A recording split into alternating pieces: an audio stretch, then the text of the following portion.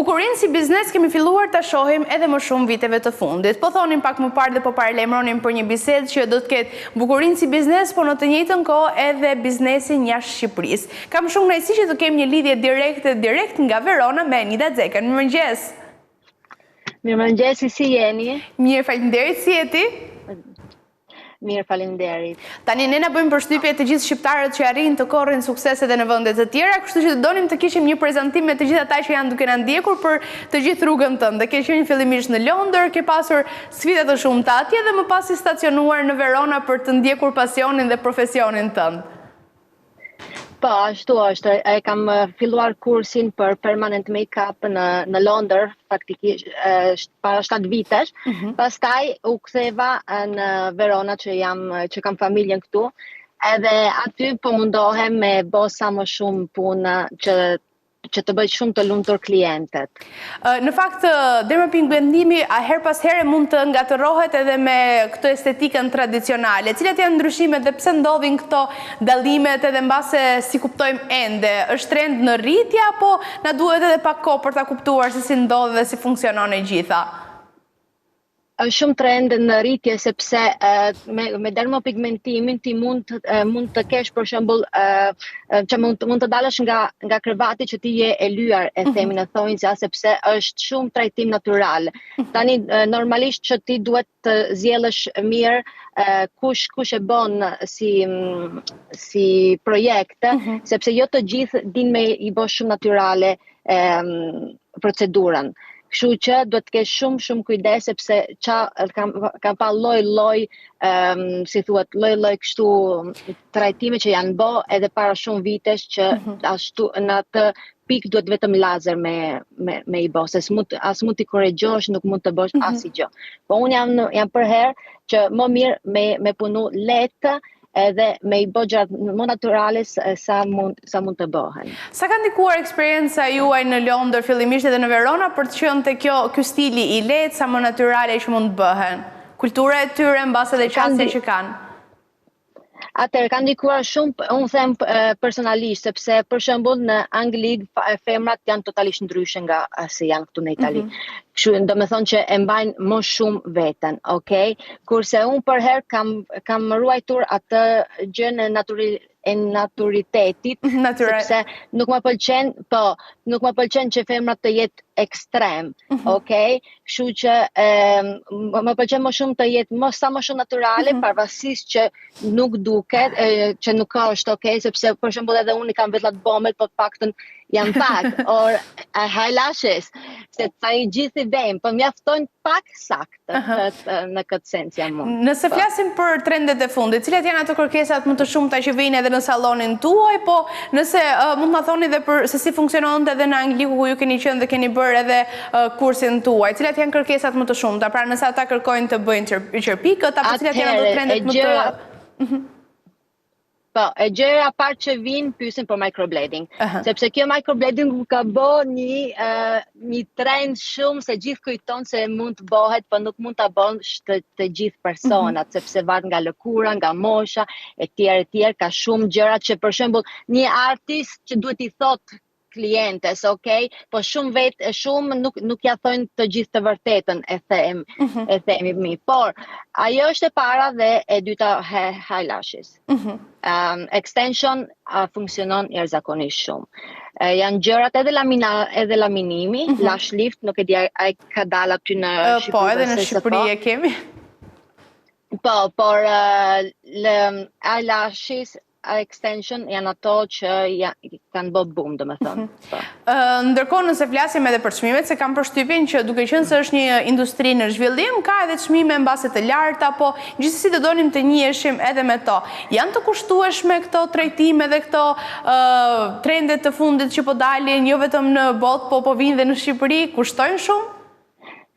Atëherë, gjëja është kjo, për shembull varet nga zonë e zonë. Normalisht që me shku në qendër ti ke me punu në salon, ti ke me pagujt gjithçka, okay? Nuk është sikur me punu në shtëpi, e themi. Normal që fillon të ngrihet sa më shumë, po për shembull në Angli nuk bën dhe aq shumë se sa bën këtu. Këtu kushton më shumë në për disa vene që un kam pyet. normalisht me shku Chelsea, example, kushton shumë më shumë, okay?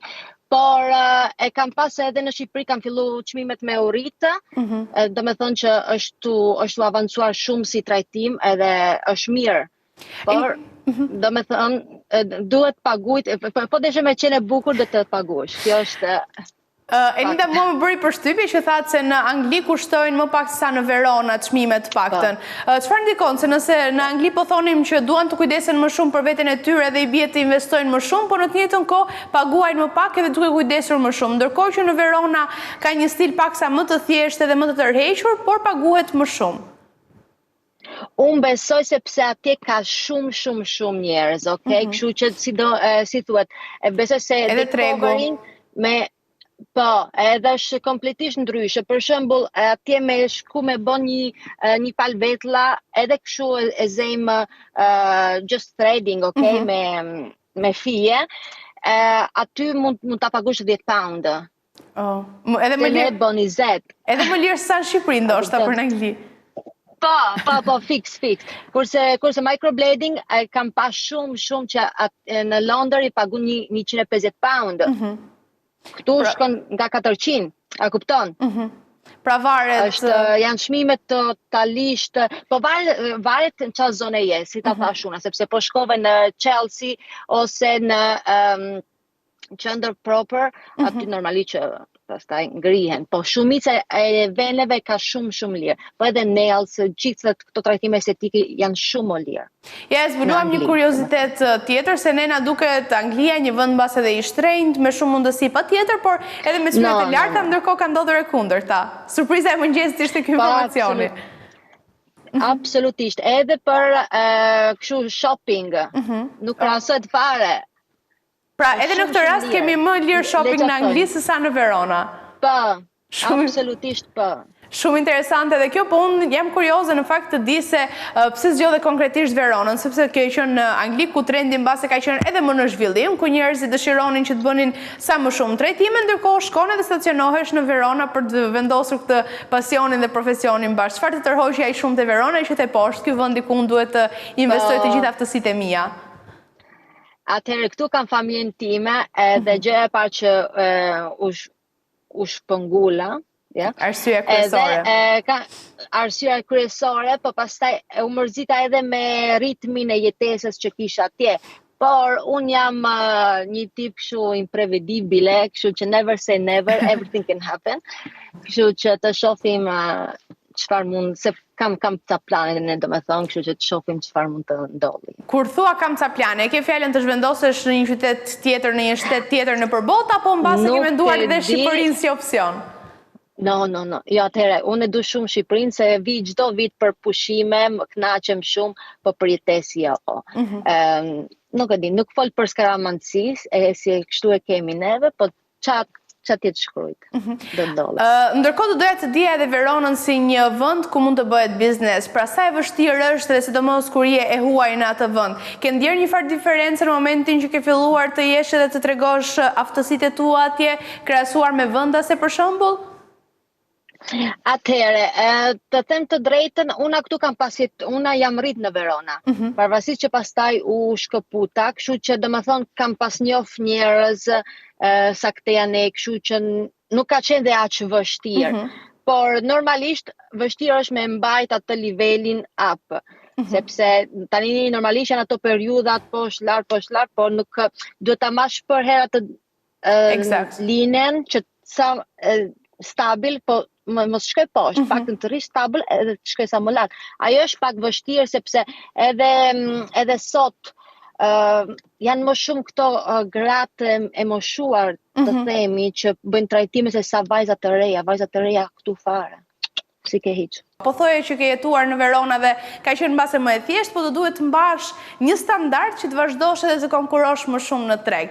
Tani unë do doja të dija edhe cilat janë sekretet për të ruajtur atë standardin dhe për të mbajtur besimin e të gjithë klientelës dhe për të pritur edhe të tjerë më pas. Ja, ashtu është. Atëherë këtu problemi është që italianët duan shumë ledhatime. Kështu që ti sa më shumë ti përkushtohesh mrapa, pastaj këtu është gjithë pasaparola. Ja bënemi njërit, njërës. Edhe kështu që kjo shkon ja thonë shoqet e veta, këte janë edhe kështu hapet pasaparolla gjasme njerëzit. Fjala e mirë më pas. Po, edhe është gjëja shumë e bukur kur vinë te dyqani dhe më thojnë mi se sta rakomandata. A kupton që gjë do ka fol për ty, ka marr për ty. Është shumë satisfakcionimase, dhe me thonë që punën që po e bën mirë. Edhe kjo është më me rëndësi atë që mendoj una. Po e bën një punë me zemër, zene se e bën shumë mirë. Eksakt. Enita, po ndërkohë të doja të dija edhe për rëndësinë që kanë trajtimet, edhe trajnimet për këto trajtime që bëhen, sepse shohim që është një industri që po zhvillohet hera herës dhe dalin gjëra të reja dhe informacione të ndryshme her pas here. Sa e rëndësishme është që të jemi gjatë gjithë kohës në hapin për të mësuar më shumë edhe për t'i parë çdo gjë të re që del dhe për ta bërë kështu pjesë të sallonit. Absolutisht, unë jam për këto kurset e agjornimet jam 100%, sepse nuk mjafton, nuk ndalim asnjëherë pa mësuar. Për herë kemi me mësu, una pavarësisht që kam 7 vite eksperiencë, prap nuk mund të them që I'm on the top, absolutisht. Nuk nalem edhe prap tani kam e bë kurse tjera akoma derisa të them enough. Jo, do me thonë gjasme ishte një batut për nejsa. Se kam përshtypjen nuk do thuash enough në asnjë moment, do vazhdosh edhe të bësh edhe trajnime të tjera. Jo, është puna që unë kam pas adhuruar për herë edhe që kur e kam fillu me e bë, unë shkojmë punë me qefa, kupton, nuk është që të qohem gjestem, do ikim punë. No, unë shkoj, jam shumë happy me shku në punë, absolutisht. Kështu që nuk ka gjë më të bukur që të bësh një punë që dua. Patjetër. Po të doja të dija edhe për klientelën që vjen se nga janë ata. Kryesisht patjetër që janë vendasit, po për shembull ne kemi rastin në Shqipëri që me kalimin e viteve ka filluar të zhvillohet edhe turizmi i estetikës. Kështu që të doja të dija nëse në Verona konkretisht kanë filluar të vinë edhe nga vende të tjera që vinë mbase për të parë edhe Veronën, po në të njëjtën kohë bëjnë edhe këto trajtimet estetike, po të doja të dija edhe nëse vinë shqiptarë dhe cila është ajo përballja momentin që vjen dikush në sallon dhe të flet shqip. Atëherë, më ka ndodhur me ca kliente, do me thonë una sepse shumica neve marrim me appuntamenti. Edhe kur una lexova emrin dhe mbi emër thash, this is Albania. Quindi kur erdhi brenda që normalisht e përshëndeta para italisht edhe pastaj thash a shqiptare je? Po, edhe ti, Edhe është kënaqësi e bukur se domethënë nuk ka shumë, okay, se nuk pakan vëra vinë shumë, po ato 2-3 që vinë shqiptare të bën të ndihesh mirë, se thuj ja venitate dhe fillon bën muhabet kështu këte janë nga edhe shumë nice. Enita i mban me hatër shqiptarët kur vinë në sallon apo i trajtojnë njësoj me të tjerat? Jo, i trajtoj mirë, do shta bo shumë mirë, sepse janë venitonë, e ke parasysh, jo, si nuk mund t'jenë normalisht italian, po prapë jemi të mirë, gjaku, i mjetë, kështu që s'kemi qa... Ndërkohë nëse flasim për ata që kanë paksa më shumë naze në të gjithë kërkesat që kanë momentin që vinë në sallon, cilët janë?